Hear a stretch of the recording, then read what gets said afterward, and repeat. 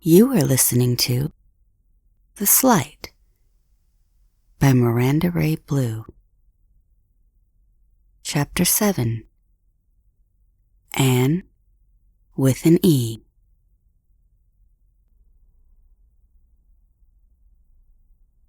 It has been days, and Anne has hardly even left her bedroom. She lays on her bed, staring at the marigold glow the sun makes coming through the blinds of her bedroom window onto the walls around her, and the way the light through the leaves of the tree outside cast a shadow onto the ceiling as they danced gently with the autumn breeze. This has always been her favorite time of year, and even though all the leaves begin to die, the traditions of cocoa, Halloween candy, oversized pullovers, and so on all bring such warmth in the cold. But not this year. Not today. Not right now. Right now, she feels numb. She picks up a remote and turns on some music from a nearby stereo on a desk. The desk is partially modge-podged with directors and performers she likes. A photo of Tim Burton, John Waters, and Danny Elfman at the opening of Ed Wood. Tori Amos and Maynard James Keenan performing Muhammad My Friend at a benefit concert for RAIN. Photos of actors like John Malkovich in the movie Dangerous Liaisons, Tim Roth and Gary Oldman in Rosencrantz and Guildenstern Are Dead. A still frame of Tom Waits singing Strange Weather from Big Time. A photo of Frank Converse from the 1987 adaptation of Anne of Avonlea. A ton of photos of Sam Rockwell with hearts drawn around them. You get the idea.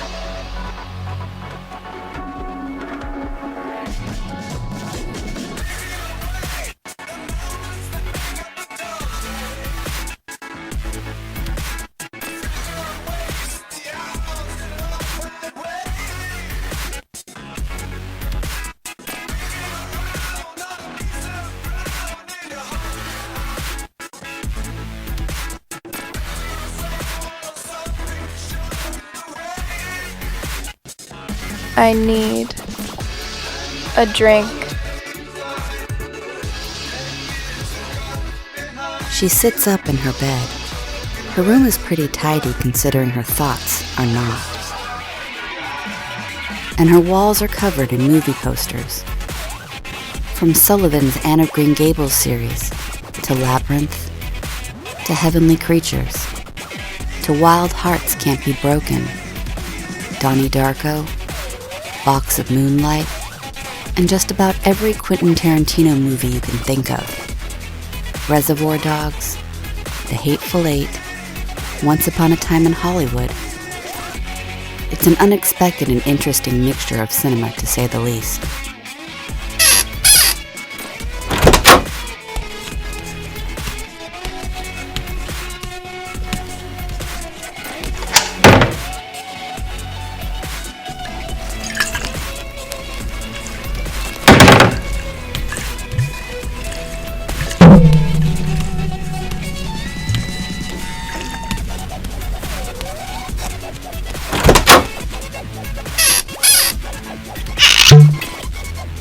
Bottoms up.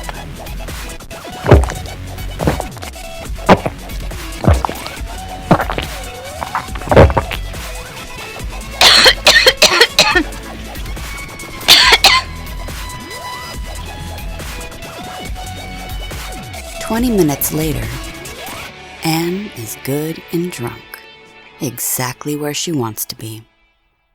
Laying on her bed, staring at the ceiling again, she begins to hear remnants of a song in her head.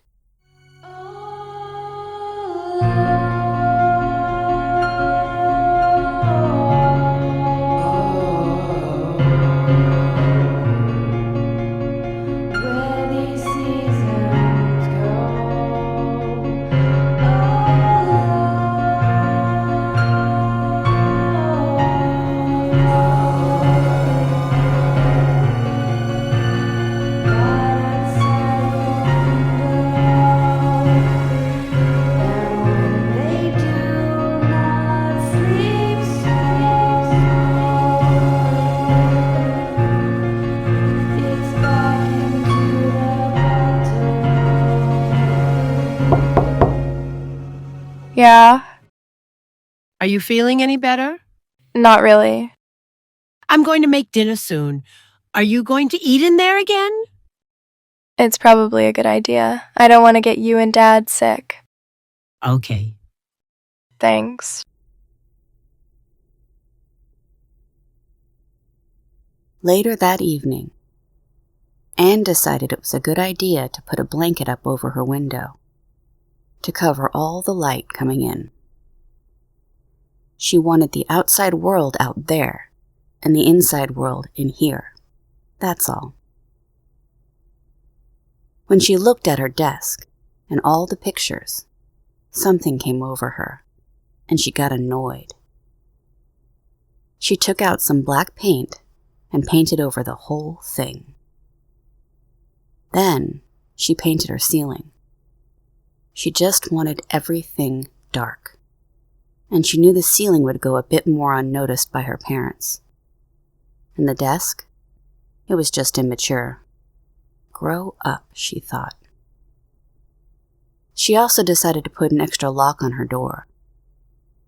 So she put a chain lock on, because you could never be too careful. Oh, and the kitchen knife Ma brought with her dinner? She decided it might be a good idea to put that under her pillow. You know, just in case. And she hadn't been sleeping very well, so she took the Tylenol PM out of the medicine cabinet in the bathroom and hid it in her room. 2, no, maybe 3 pills will help. You know, just in case 2 didn't work. So she takes the pills with a gulp of booze and sits on her bed waiting. But the bed feels uncomfortable right now. Her skin feels uncomfortable. So she gets up and moves around the room a bit. The buzz from the paint fumes begin to make her feel a bit dizzy, and the main light begins piercing her eyes. So she shuts it off and turns on a dim desk lamp she'd placed on the floor while the desk dried, leaving the space around her in a more peaceful reddish-orange hue. She sits in a corner, facing out, to look around her room, and pulls a blanket from her bed to wrap herself in.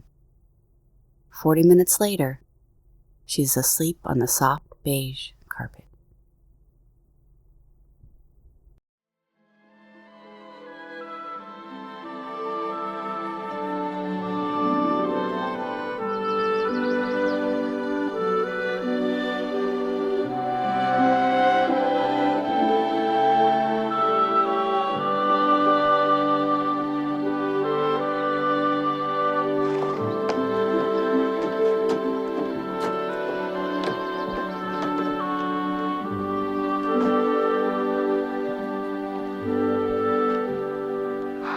Overwhelmed.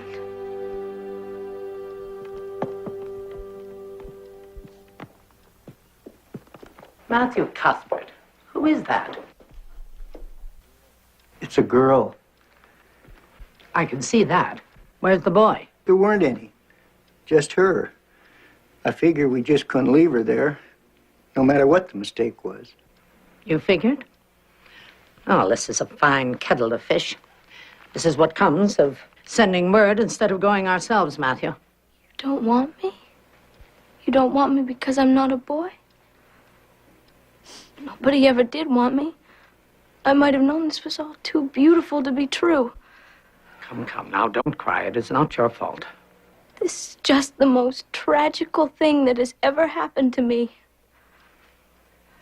Well, what's your name? Would you please call me Cordelia? Call you Cordelia? Don't you think it's a pretty name? Is that your name? Well, no, it's not exactly my name. But oh, I would love to be called Cordelia. I don't understand what you mean. Cordelia is a perfectly elegant name. What is your name, child? And no more nonsense. Anne Shirley. Plain old unromantic Anne Shirley. Anne Shirley is a fine, sensible name and hardly one to be ashamed of. Oh, I'm not ashamed. But if you're going to call me Anne, would you please be sure to spell it with an E? What difference does it make how it is spelled? Makes a lot of difference. Print out A-N-N and it looks absolutely dreadful. But Anne with an E is quite distinguished. So if you'll only call me Anne with an E, I'll try and reconcile myself to not being called Cordelia. Very well, then, Anne, with an E. How is it that you happen to be brought and not a boy? If I were very beautiful and had nut brown hair, would you keep me? No. Sitting in front of a small television on Anne's bedroom floor is Cotton, watching. Above Anne on the bed are the remaining three of the Slight, looking down upon her. So, Give me her file. Narek, who has just finished reading over her file, strangely enough looks pale as a ghost as he hands it to Astrid. She looks it over and realizes that no, this is not indeed a simple and small case. Shit. According to the file, the small thing that Anne had been praying for is that someone would come and take her life after having been raped by someone she knew and trusted. Yes, you heard that correctly. This was one of the lesser important prayers the higher-ups just couldn't be bothered with. well, this is gonna suck. The next day. Of course, this would be very bad timing for Anne's parents to go out of town. But since they are unaware of what's happened to their little girl, they are none the wiser. Anne sits at the living room table with half a bottle of rum and a knife laid out in front of her. Her chin rests on the tabletop, and she spins the knife with one hand. The Slight are lined up side by side behind her. So, how does this work? I guess we just start. Jesus.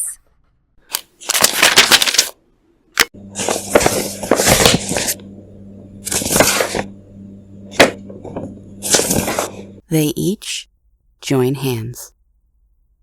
And we send you thoughts and prayers during this very difficult time. We pray that you return to yourself and that you find some peace in your situation. Anne remains the same. So they try again. We hope that God will grant you the grace to find it within yourself, to forgive those who have harmed you, and that His holy light will shine down upon you in your time of trial. Still nothing. This is fucking stupid. Yeah. How exactly is this supposed to help a teenage victim overcome the obstacles of Being fucking raped? Maybe we can give her a hug. Anne picks up the knife and stares at it for a moment. She puts it against her arm, then slowly begins to cut herself. Ooh, no, that's... Pretty. Okay. Is there a prayer for that in the book? Jesus fucking Christ. Normally I'd say don't say that, but in this case... Anne drops the blade onto the tabletop and begins to play with the blood that has splashed onto its surface. Over the course of the next few days, the Slight continue using the Book of Thoughts and Prayers as they were told to. But Anne's behavior just seems to be getting worse and worse. When she isn't in the bathroom, where they leave her be, she's in her room drinking or taking pills, crying, going numb again, talking to herself, cutting herself, hitting herself, and having trouble sleeping due to nightmares. One night, while laying in bed, Dear God, please, please, I know I've asked you before. I know you're busy with bigger things in the world. People are starving. War. I know I don't matter. But please, hear me. I just want to go. I want to go. Please let me go. Just let me go. Let me go. Let me go. Let me go. Let me go. Let me go. The Slight look on in silence, remembering how they were told this was a small case, that it didn't matter as much, knowing it wasn't going to get to the big guy in the sky. And they all found themselves wishing there was more that they could do, and feeling powerless. Is this what it feels like to be human? I can't really remember. The others continue to sit in silence. They just don't know how to answer that question.